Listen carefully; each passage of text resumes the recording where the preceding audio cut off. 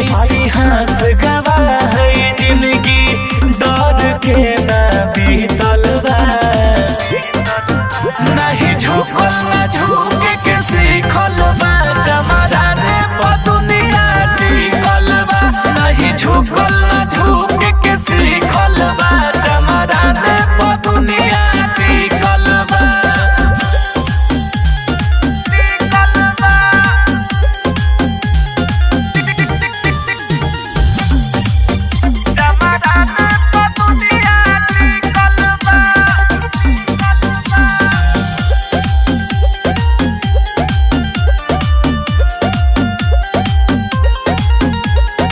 उधम सिंह के जग में अमर का